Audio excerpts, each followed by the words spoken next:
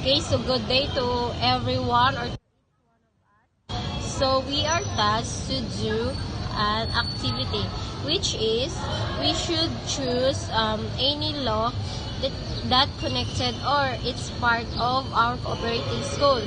So the cooperating school that I had is in Davao Central Basic Education.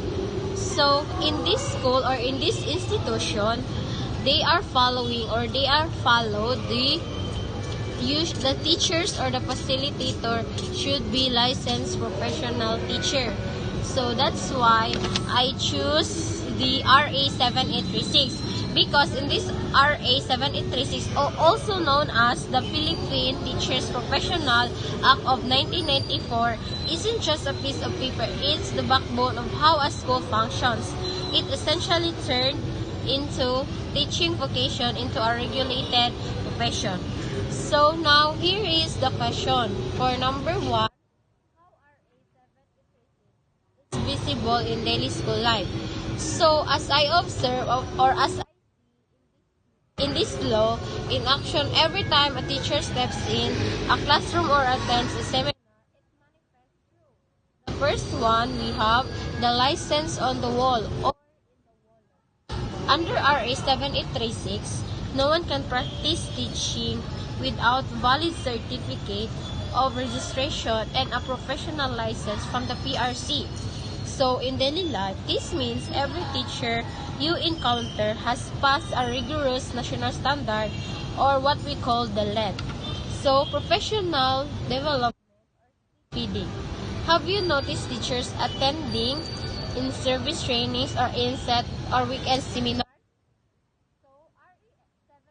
Six mandates the teachers must continuously improve.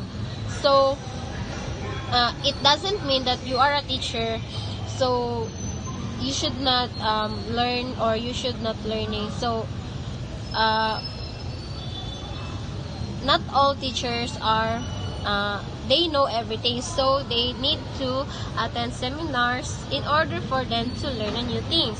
So this 7836 or the RA 7836, it helped the teachers to learn something new skills, new strategy in terms of teaching.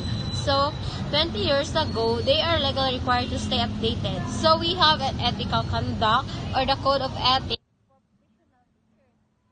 visible in how teachers maintain boundaries, their impartiality in grading, and their behavior as role models in the community. So accountability, if a teacher commits, for example, a teacher commits malpractice or unethical behavior,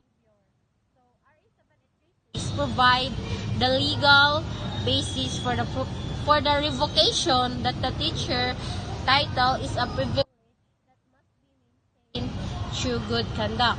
So for number 2 question, important for teachers and learners. So why this law is important for the teachers and also for the learners? So we have an answer. Professional status. Before this law, teaching was often seen as a job. RA 7836 gave teachers the same professional status as doctors, lawyers, engineers, and so on. So we have also clear standard. It provides a roadmap for what is expected of them, reducing ambiguity in the roles and responsibilities. And also we have quality control. It protects the profession from fly-by-night practitioners. Qualified can call themselves professional teachers. So if you are professional teachers, so you should know everything, not everything, but you should be ready on every day that you encounter. So for the learners, safety and quality, we have the competence. Students and parents are part of the community. So they are assured that the person standing at the front of the room has the minimum required pedagogical skills and subject matter expertise. So we have also holistic protection. So in this, holistic protection is also needed, or it is part also on RA 736, because the law enforcement are protected from abuse, bias, and unprofessional. So in one classroom, the teacher should not be biased or create an abusement or abuses to the students. So when teachers are required to undergo professional growth, the students are the direct beneficiaries of modern activities of or for the teaching methods. So when I first observed the classroom, my first day in observation, that for many educators, the license isn't just requirement, it's a badge or a badge of honor. My early data processing of Philippine educational context, I saw the LPT or the licensed professional teachers post-nominal isn't just how a teacher carries themselves. They aren't just instructors. They are officer of the state. So, which is true. So, I realized that what